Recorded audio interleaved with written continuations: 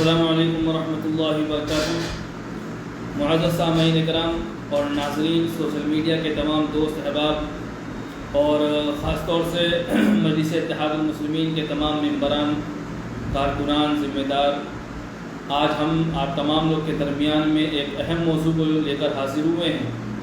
اتر پردیش کے ٹانڈا ضلع میں ایک مسجد کے امام جناب عبدالقادر صاحب کو موب لنچنگ کے نام پر قتل کر دیا گیا۔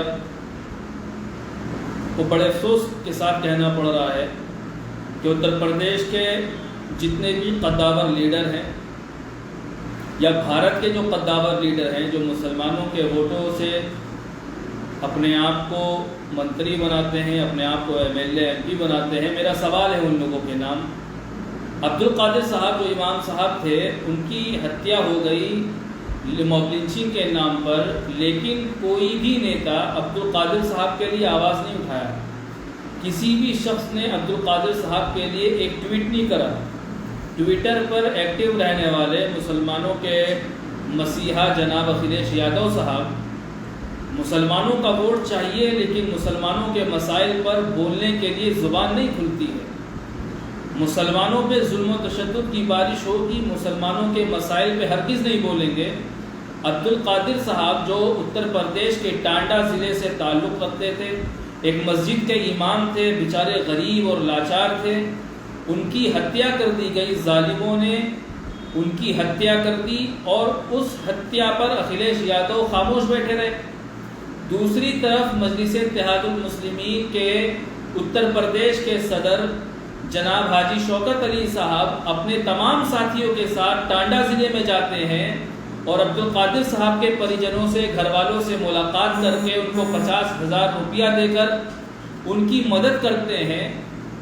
مجلس اتحاد المسلمین ہر موضوع پہ مجلس اتحاد المسلمین کھڑی رہتی ہے، لیکن اتنا بڑا ثانیہ ہو گیا، اتنا بڑا حادثہ ہو گیا، لیکن اکھلیش یادو صاحب نہیں بولے، مایاوتی جی نہیں بولی، راہل گاندھی نہیں بولے، سونیا گاندھی نہیں بولے۔ جتنے بھی مسلمانوں کے لیڈر بنتے ہیں، ایک نے بھی عبدالقادر صاحب کے لیے لفظ اف تک آواز ہی نکالی، لفظ اف تک آواز ہی نکالی۔ ارے اکھلیش یادو جی، آخر کب تک آپ اس طریقے کی سیاست کرتے رہیں گے؟ آپ لوگ کب تک اس طریقے سے سیاست کریں گے؟ بھائی مسلمانوں پہ ظلم ہوتا ہے، مسلمانوں کی شریعت پہ حملے ہوتے ہیں، مسلمانوں کی مساجد پہ حملے ہوتے ہیں، ٹرپل طلاق پہ حملہ ہوتا ہے، بابری دادری پہ حملہ ہوتا ہے، مسلمانوں کو گائے کے نام پہ موب لنچنگ کی جاتی ہے، مسلمانوں کو موب لنچنگ کے نام پہ مارا جاتا ہے، لیکن کوئی بھی مسلمانوں کا جو لیڈر اپنے آپ کو بنتے ہیں، کوئی بھی ان کے مسائل پر بولنے والا نہیں ہے۔ اس وقت اگر بھارت کے اندر اگر کوئی مسلمانوں کا، دلتوں کا، آدیواسیوں کا، پچھڑوں کا اگر کوئی واحد لیڈر ہے تو نقیب ملت بیرسٹر اسد الدین اویسی صاحب ہیں، جنہوں نے عبدالقادر صاحب کے لیے بھی آواز کو بلند کیا۔ مجلس اتحاد المسلمین نے ان کی امداد کی، لیکن افسوس کے ساتھ کہنا پڑ رہا ہے کہ مسلمانوں کے ملی مسائل پر، مسلمانوں کے بنیادی مسائل پر اکھلیش یادو جی خاموش رہتے ہیں۔ دوسری طرف اعظم خان صاحب کا مدعا، اعظم خان صاحب کے مدعے پر سماجوادی پارٹی آخر کیوں مون رکھی ہوئی ہے، آخر کیوں خاموش بیٹھی ہے، یہ سمجھ میں نہیں آتا ہے۔ 2022 کے چناؤ آنے والے ہیں اور 2022 کے چناؤ میں اکھلیش یادو اپنی پارٹی کے پدادھیکاریوں کے ساتھ اب نئے نئے کرتب دکھائیں گے اور اعظم خان صاحب کے لیے اب بولنا شروع کریں گے۔ اویسی صاحب نے اعظم خان صاحب سے ملنے کا ایک اعلان کیا۔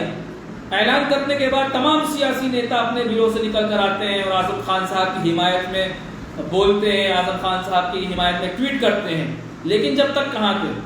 جیسے ہی اتر پردیش کے انتخابات کا اعلان ہوا، اتر پردیش کے اندر 2022 کے انتخابات ہونے ہیں، تمام سیاسی پارٹیاں ایکٹیو ہو گئی، سب کھڑی ہو گئی۔ اب ان لوگ کو اعظم خان صاحب یاد آ رہے ہیں، پچھلے کئی سالوں سے کہاں تھے؟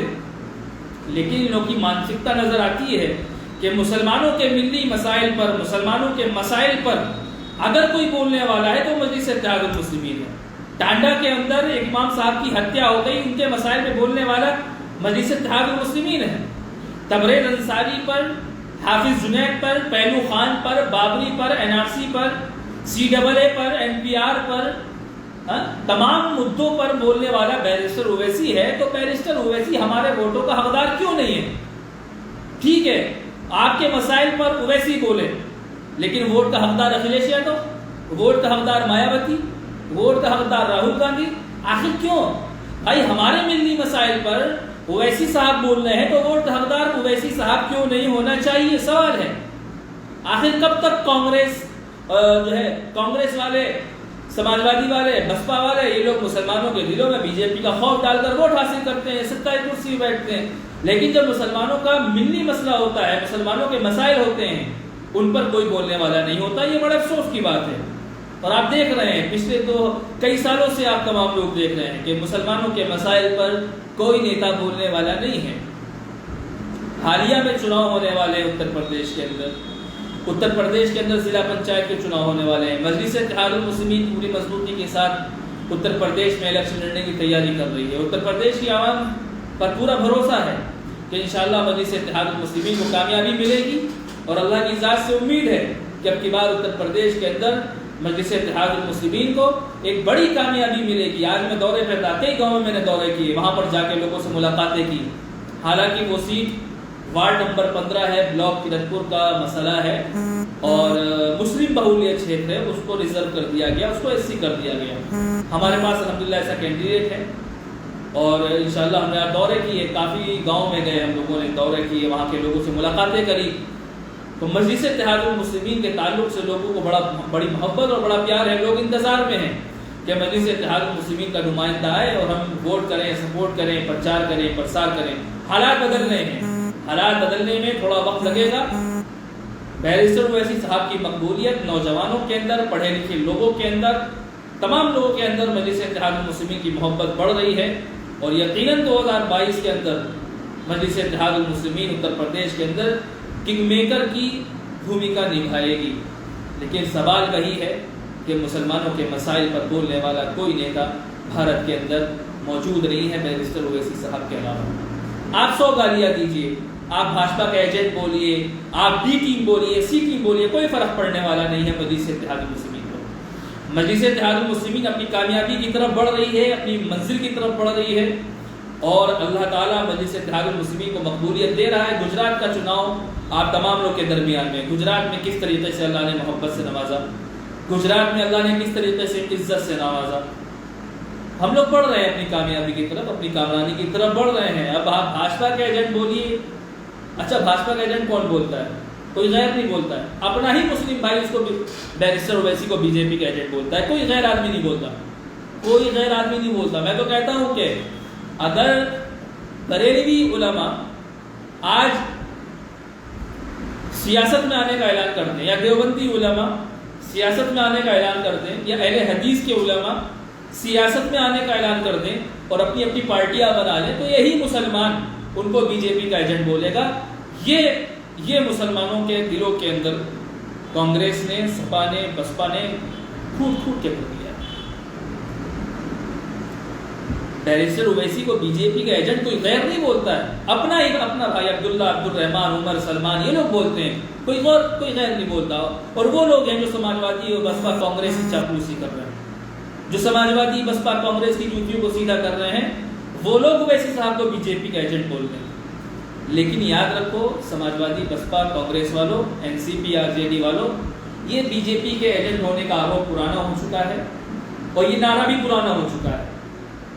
اب اویسی صاحب اے ٹیم ہے، اور مجلس اتحاد المسلمین ایک بڑی پارٹی بن چکی ہے، مجلس اتحاد المسلمین ایک بڑی جماعت بن چکی ہے، اور انشاءاللہ اللہ کی ذات سے امید ہے کہ اب کی بار اتر پردیش میں مجلس اتحاد المسلمین کو کامیابی ملے گی.